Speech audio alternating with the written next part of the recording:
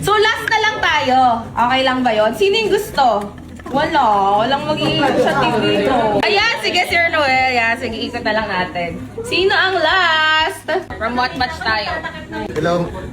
From batch 9, how was trading impacted your daily life of finances or finances? Very useful sa akin tong trading kasi bukod sa salary ko as a government, nagkakaroon ako ng part-time or sideline. Na income, no? So, yung kinikita mo sa trading, usually saan mo na siya ginagamit ngayon? Kumbaga, sarili lang. Pang sarili mo na. Pang Ayan. sarili ko na. Kumbaga, yung salary ko para sa family, itong kita ko dito sa trading, personal consumption na rin. Yun, di ba? So ngayon, di ba, syempre yung mga tatay natin, di ba, dito, usually lahat ng mga sahod nila talagang binibigay sa pamilya. Di ba? Minsan, onti na lang matitira sa'yo, o kaya wala talaga. Pero because of having a passive income na meron ka, or part-time na nakukuha mo in trading, you're able to have your own money to pamper yourself also. No, siguro the same question with Coach Jimwell. Tanungin naman natin, Coach Jimwell. Aside sa how trading impacted my life sa yung finances din.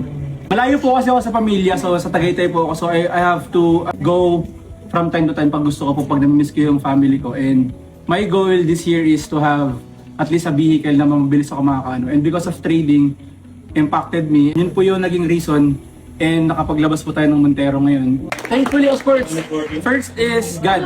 First is God, and of course, LTA, and of course, yung community ito. Kasi ito po, bilang coach din po kasi, ano ko na lang din, no?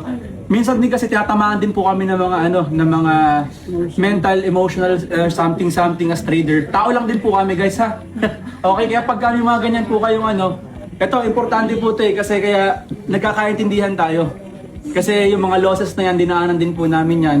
And si Sir, kanina nagkukwento sa akin, sabi ko sa kanya, Sir, nai-spot mo yung kung ano yung mga pagkakamali mo. Talagang pag hindi ka nagtanda dyan, paulit-ulit yan. So sabi ko, risk management talaga. So, sa madaling sabi po, lahat naman po ng strategy gumagana ito. Gumagana to kay Sir Noel, napakaganda. And nyo lang po, isabuhay nyo lang po at laging may disiplina. And I know for sure na lahat tayo din pupunta sa success po talaga through trading. Ayan, thank you so much. Gusto ko lang din i-share sa inyo, dito kay LTA, meron kami town hall every end of the year at saka mid of the year. So through that, alam niyo naman yung culture din dito. So meron kami mga faith goals na sinusulat.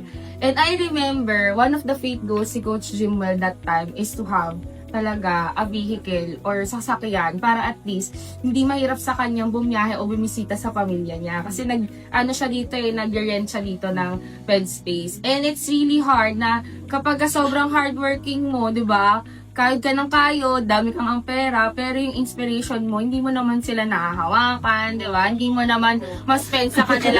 Wala pang December, di ba? He was able to hit yung goal niya na yun. And for sure guys, kayo din, no, may experience niya rin yan. Basta sabayan nyo lang din ng faith and also, syempre, tamang behavior when it comes to trading. Ayan, kasi malaki talaga ang opportunity sa trading.